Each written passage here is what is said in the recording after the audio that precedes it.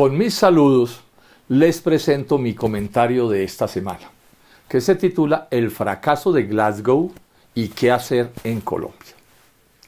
No hay un solo análisis ilustrado que diga que en la cumbre del clima de Glasgow, COP26, se establecieron compromisos formales serios que obliguen a los países que más gases de efecto invernadero generan a tomar decisiones que conduzcan a que la temperatura global promedio no aumente más de 1,5 grados con respecto a la época preindustrial, el objetivo que debe alcanzarse. Según la ONU, con los compromisos de la COP26, las emisiones totales de carbono crecerán 13.7% para 2030 sobre 2016, en lugar de reducirse 45%, lo que significa que el problema del calentamiento global se agravará en los próximos años. Pero no es sorprendente este fracaso, porque desde el Protocolo de Kioto en 1997, los países que más carbono generan han incumplido sus tímidos compromisos de reducir las emisiones. Para la muestra de lo que ocurre, un botón. Este noviembre, el gobierno de Biden concesionó 200 millones de hectáreas para buscar petróleo y gas en el Golfo de México, el proyecto de exploración más grande de la historia de Estados Unidos. Porque lo cierto es que los países industrializados o que buscan serlo no asumen mayores compromisos o no los cumplen porque sus particulares intereses los inducen a seguir emitiendo en grande CO2, metano y otros gases de efecto invernadero. A pesar de estas verdades conocidas, el senador Gustavo Petro volvió a insistir en el tiempo de noviembre 21 del 21 en que, como presidente, ordenará no buscar más petróleo en Colombia, con lo que se dejará de exportar y habrá que importar combustibles a partir de 2027, porque se agotarán las reservas probadas, o desde 2034 si es que él además cierra las exportaciones, como también ha dicho que hará. En los dos casos, causándole un gravísimo daño a la economía nacional y desempleando y empobreciendo más a los colombianos. Una gran irresponsabilidad.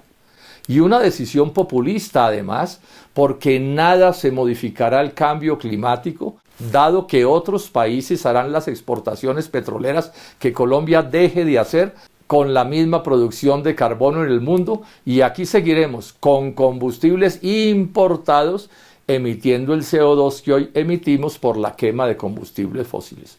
No olvidemos además que dichas emisiones de carbono solo aportan el 0.3% de los gases de efecto invernadero globales, porque los colombianos somos más víctimas que victimarios de este fenómeno.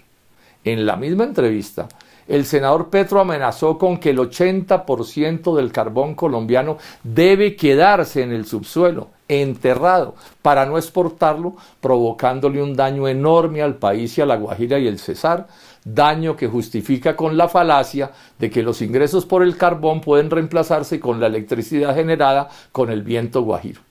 Porque no es igual para los ingresos nacionales y de los departamentos productores una u otra situación, y sobran países que pueden reemplazar las exportaciones de carbón colombiano, luego en nada se reduciría el calentamiento global. Y es obvio además que Colombia también puede generar energía solar y eólica, la del viento, sin necesidad de renunciar al muy lucrativo negocio de los combustibles fósiles. Para completar, Petro fue capaz de aplaudir a Duque por debilitar a Ecopetrol al obligarla a malbaratar $2.000 millones en la compra de ISA, error garrafal que los dos coincidieron en justificar como positivo para el ambiente, cuando es notorio que esa operación en nada modifica el problema ambiental de Colombia y el mundo, que con ella se da otro paso en la privatización de Ecopetrol y de ISA, y que el duquismo malbaratará esa plata en mermelada electoral.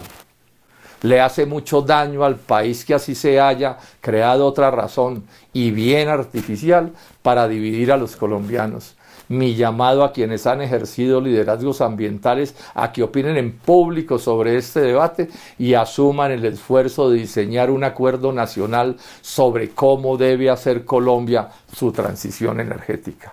Bogotá, 28 de noviembre de 2021. Muchas gracias.